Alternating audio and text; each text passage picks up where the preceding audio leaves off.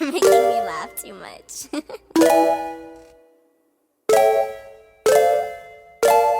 can't look at your face. Hi guys.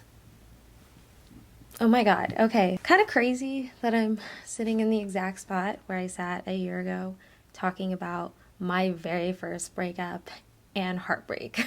I didn't really think about making this video for too long. Like, I didn't think about making it because I didn't know if it was going to be something that people wanted to see, but being as the original video got more views than what I usually get, I thought it'd be interesting. And if you're interested, cool. If not, I'll see you next week. This is Being Open with My Heartbreak Part 2, a year later. At the time of filming my last video, it's actually been 1 year since I filmed that. Right now it's November 7th. In 2 hours it'll be November 8th.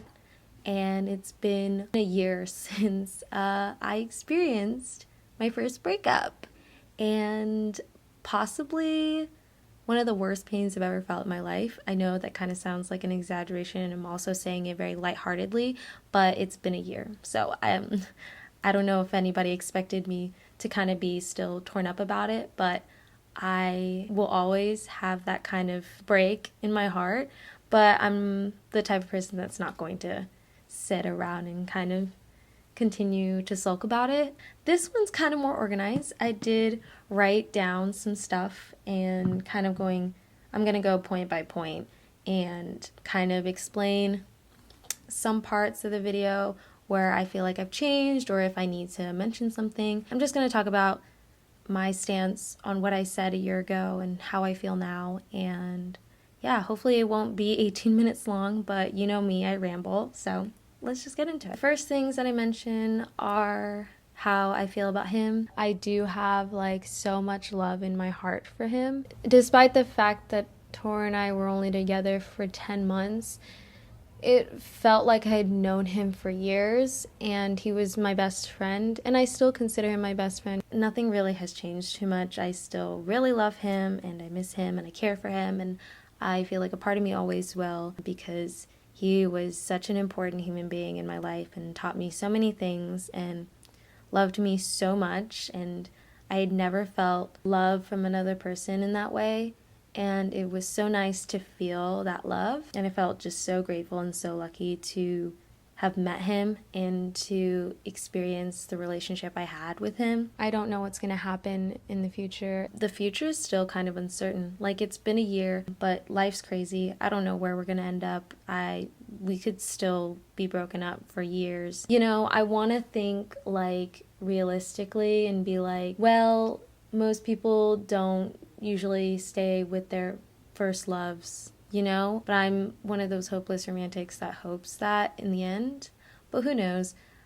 I'm focusing on myself and doing what I need to do for me. I haven't really talked to him since then. I maybe talked to him once, but it was very short. And we've kind of just been living our lives as if, you know, we're strangers again, which hurts because there's so many times where I want to tell him things, but I know right now it's not a good time to tell him that stuff. Things have been kind of crazy and kind of well, not crazy, but it's kind of been wishy-washy over the past year since we broke up. He blocked me on everything, and then he unblocked me, and we're not following each other on anything. We're not even texting or Snapchatting or anything. It happened like towards the beginning of the year. When those things happen, of course they hurt, but because I'm so empathetic, I tend to not really take, or try my best to try not to take too much offense to his actions, because, you know, I understand that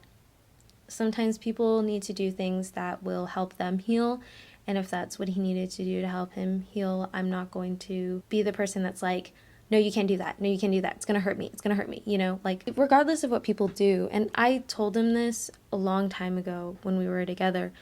You're going to hurt people no matter what you do. It's inevitable. It's going to sting. It's going to hurt. And you got to learn to just rip off that Band-Aid and kind of just have that sting for a while, and then you'll be okay. And it's something that I told him that I feel like I need to remind myself and people are going to be like, he hurt you. Doesn't matter what his intentions were, he hurt you. And I don't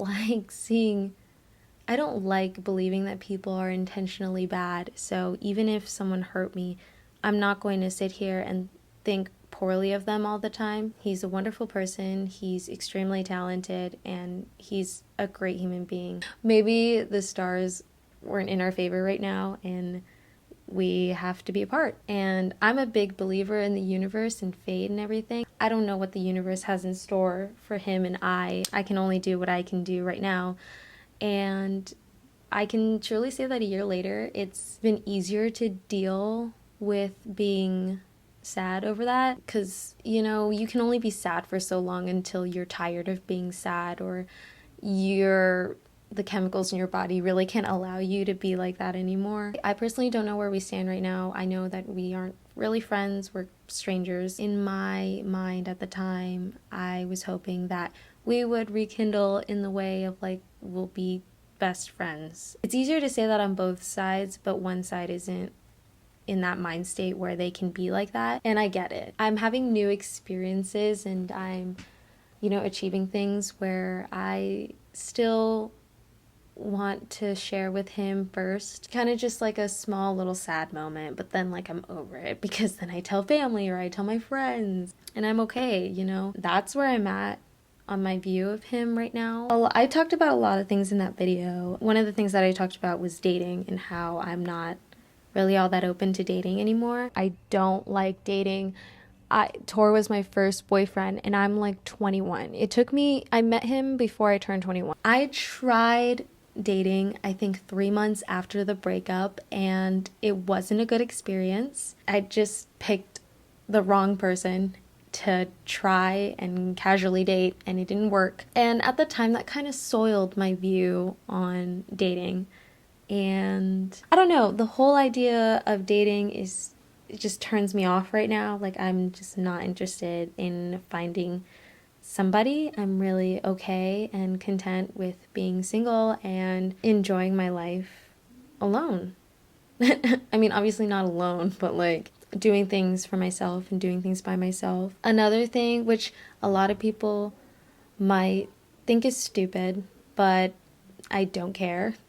I feel like since I've already experienced love once, I don't really want to experience that type of love again, because I don't know, most of the population, literally like 98% of the population, are able to find love again, and I'm sure I'd be able to. I just don't want to.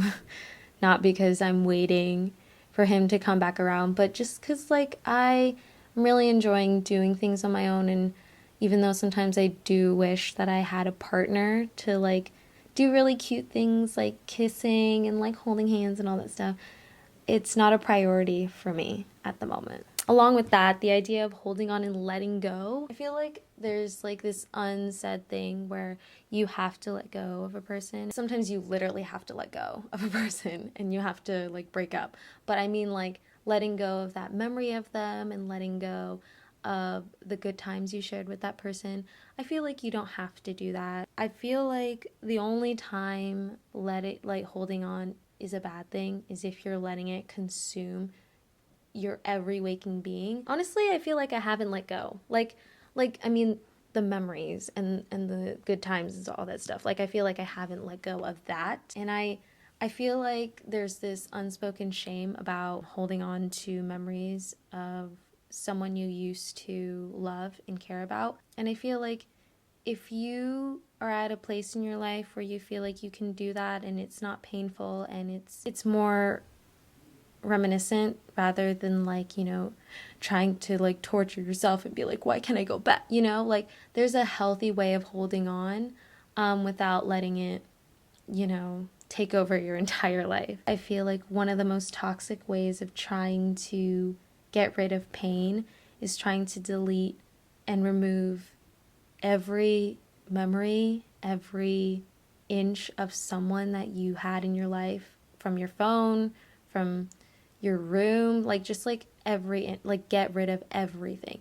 Like I feel like that's really like, hi, just thought I'd interject here. It's been over a month since I've film this video, and I'm just now getting around to editing it because depression and everything. But I just wanted to interject here and say that the perfect example of what I'm trying to say is the movie Eternal Sunshine of the Spotless Mind. Now, if you've ever watched that movie, first of all, it's one of my favorite movies of all time, and it deals with relationships, breakups, and memories, and the idea of holding on and letting go. What I'm trying to point out is that I feel like it's important to keep what was good and kind of just leave what was bad. I mean, it's up to you in the end if that's something you'd want to go back to or if that's something you just want to leave behind. But basically what I'm just trying to say is that I like to hold on to the good memories that I had while acknowledging that there have been bad times and horrible times. You shouldn't just erase every single memory you have because one day you just might regret it. So that's what I'm trying to say. To some people it works, and if that's what works for you, then great. But for me, I'm the type of person that even if I got rid of everything that someone had given me or someone made me or pictures I had with them or videos I had of them, I have a pretty solid memory. So I would still remember, and even though sometimes our memory gets foggy and we're slowly losing memories all the time, I feel like if you're hurting and you don't have anything to look at, you still will feel that pain because your mind remembers it. And if you have a bad memory, then great, like get rid of all that stuff because then you're not going to remember at all. But just in my instance, in my situation, getting rid of things wouldn't work for me. Like how they say, like, sometimes you'll be laying in bed and you'll think of like something that happened to you that was so embarrassing. That's me. Like, I don't think of something embarrassing. I just get really nostalgic and think of the things that made me happy a long time ago and how I miss that. And the thing about having pain, I don't feel like pain is necessary, but it is, unfortunately, because it changes who you are, and it either changes you in a good or bad way. And for me, it changed me in good and bad ways. And even though I really hate it, I hate pain, it's something that we experience every single day, whether it's physical, whether it's mental, whether it's emotional. We're all feeling pain. And I wouldn't say that pain is necessary, but it's something that is character building. But it's something that I don't want other people to feel, even though we feel it every day. And that's just the matter of that. And the idea of loss is pretty much the same. Everybody in your life can just go away. And it doesn't even have to be like break up, cut ties with somebody, move different places. Like, it doesn't even have to be like that. Even in the most extreme conditions, it's even like death. And you can be so prepared for that, but you'll never know until it actually hits you. And then you have to kind of learn how to deal with it realistically then, because it's actually happening, Like, I always think I'm prepared for when one of my parents die, or when my brother dies, or when my best friends die, or when they go away, they leave my life. I feel like I know how to prepare for that, but it'll never prepare you for the real thing. You want to believe that they'll live as long as you do, but that's not the case, The more aware of it you are, the more easier it'll kind of be to deal with. Like, it's never going to be not painful. It's gonna hurt in some capacity. But even when we lose somebody, and we know that they weren't promised, it still hurts. I still think that one of these days I'm just going to lose everybody I love, and it's going to hurt really bad. And I still think, you try to prepare yourself for what's coming, and then when it comes, everything you prepared for just kind of goes away. And you're left in this puddle of fuckery that you're like, I swore I planned for this, and then it happens, and you don't know what to do. And that's still the same. I still feel that, I plan that tomorrow's going to be the last day, or today's going to be my last day, or, tomorrow might be the last day I see somebody, or tomorrow might be the last time I get to experience something with somebody. I just think about that all the time. And the last thing about an idea is self-love and healing. It's important to build a healthy relationship with yourself and to have important conversations to yourself. I know that sounds kind of crazy, but important conversations to yourself about what you value and what you want in life. Sometimes you against your mind, your brain, and your mental health is hard. Sometimes you guys aren't on the same wavelength, but you gotta learn to connect with yourself, and I don't know what my hand's doing, and to bond with who you are and find that self-love and self-preservation and self-realization, and learn to be married to who you are. I have always loved myself, and I feel like that's never going to change, and there are parts of me that I am changing for myself and trying to work on and learning to love myself through that process. And this whole experience, this whole rite of passage of heartbreak and love has been a roller coaster, journey of healing, and I'm still on it. Sometimes I'm making strides, sometimes they're slower than others, but I'm trying my best.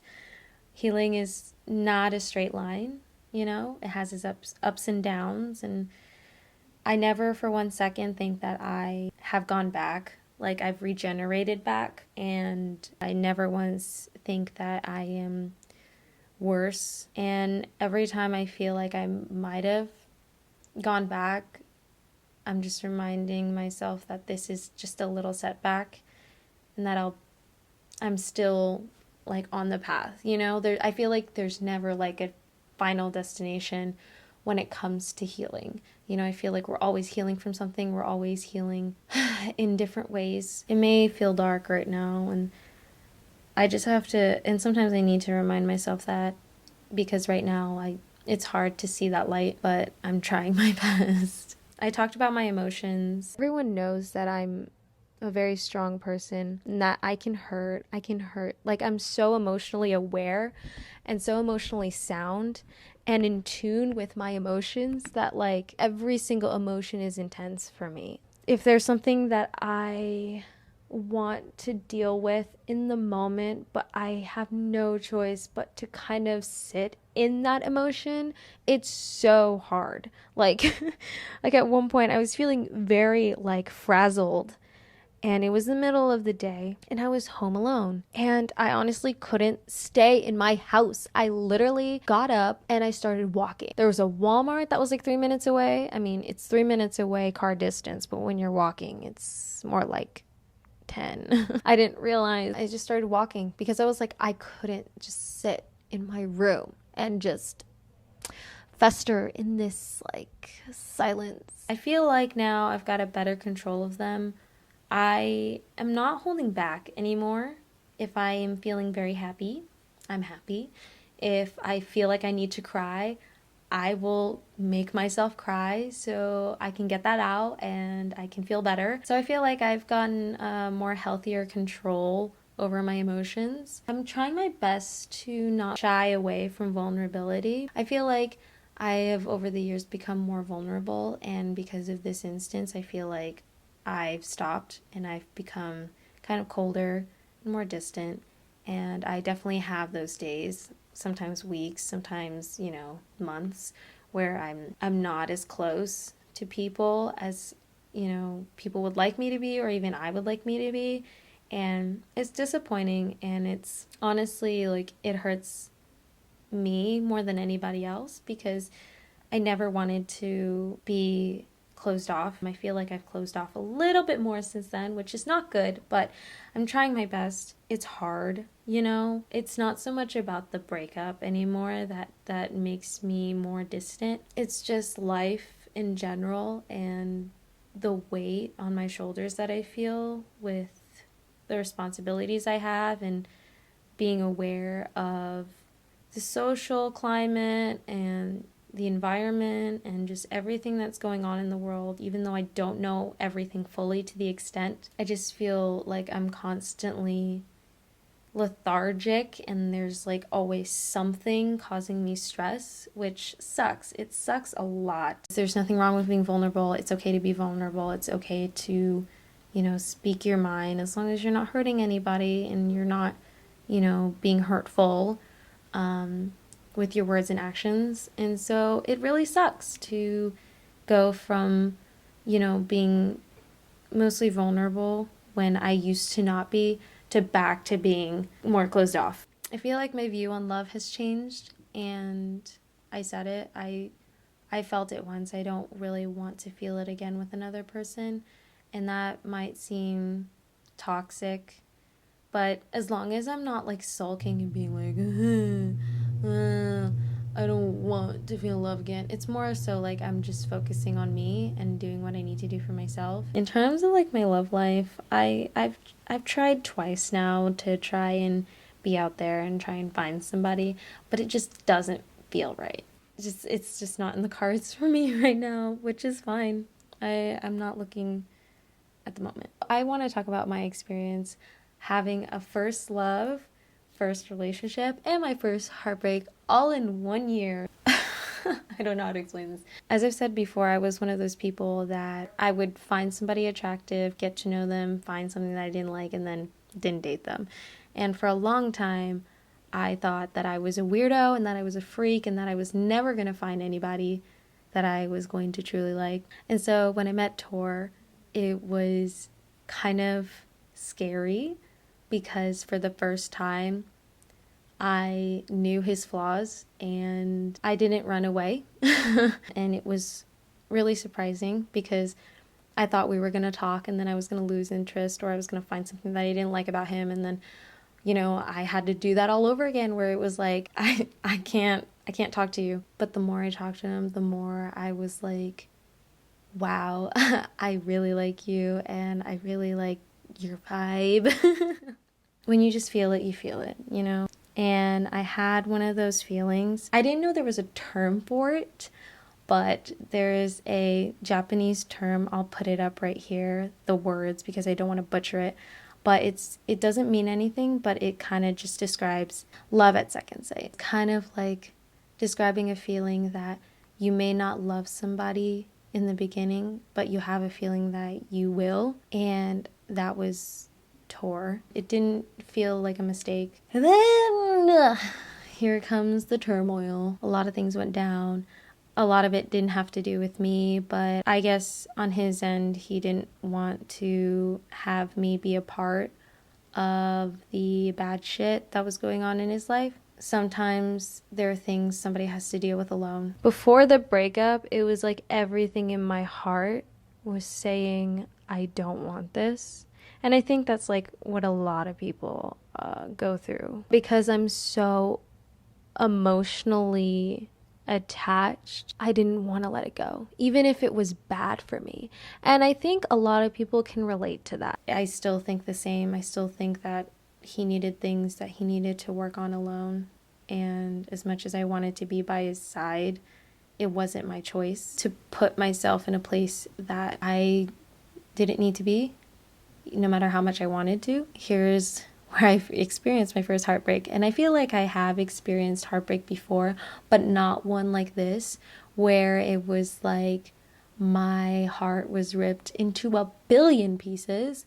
And I can say that a year later, even though it sounds so dramatic and I'm not sitting here and like tearing up about it, but I still feel the effects of it to this day, even though I am in a better place and feeling a lot better, obviously, a year later. But there are definitely still times where I think about the relationship and think about where it went wrong and just cry. And I cry about it and I hurt. And for a long time after we broke up, and for most of this past year, us breaking up and me continuing to live in the place where we had a lot of moments. God, it hurts so bad. And I still feel tinges of pain every day, even though it's not as bad as it was at the beginning of the year. People don't admit sometimes that they still feel heartbreak over somebody that they used to love so much. And me being that this was my first love and my first relationship, it hit hard.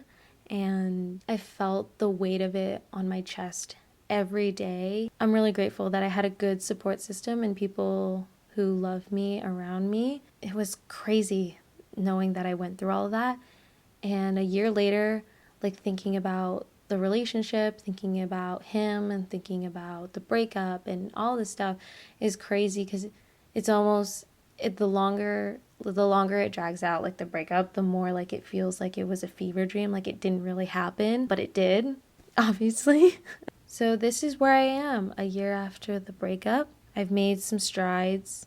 I have a job, obviously. I have pink hair. My hair is long again. I mean, I had that impulse, but I did not follow through in that impulse by chopping my hair off. I did get bangs, which was a mistake, if you've seen that video. I feel like I'm just doing a lot better. It's crazy that a year has passed, and it's crazy that 2019 is almost over. I still have a lot to work on, as any other person, but I definitely am so much more different than that person in that video, and my heart goes out to her because she puts on such a strong face and she's so resilient. I don't give myself enough credit about how resilient I am, and I am. And so I'm super proud of this girl because she doesn't know that she's gonna endure some things that aren't the greatest. I mean, obviously she's not gonna have the worst fucking life, but she's gonna deal with things that she's never dealt with before. She's just going through it. But she's changed so much. And I'm really proud of her. I wish I could tell her that we're doing better. This is me a year after my first heartbreak. Obviously, still wonderful, still great, still beautiful, still going through some shit, going through it. If you guys enjoyed this video, please like and subscribe down below. Ring that notification bell to know when I upload. I upload every Sunday, I believe. It still jumps around time to time. Sometimes I'm late, sometimes I'm early. I don't know. And then leave a comment down below about your first heartbreak, and it doesn't have to be with a relationship or a breakup. It can be family related or friend related. Let's all be vulnerable with each other and send in our stories. And I'll see you guys in my next video. Bye!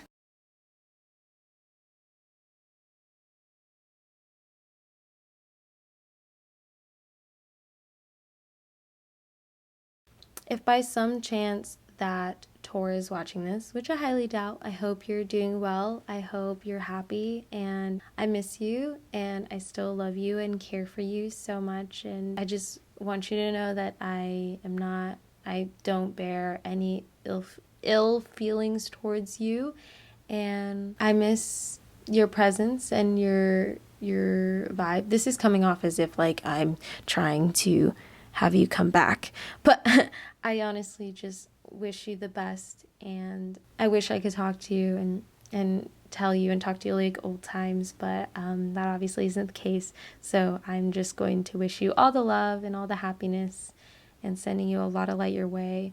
Hopefully things are better now for you, and I'll always, always, always have a piece of you in my heart, and I'll always love you. And I know you kind of don't want to face your feelings sometimes, so sorry if this made you a little uncomfortable, but again, I'm trying my best to still be vulnerable like I used to be. So this is me being vulnerable in front of the entire internet and YouTube.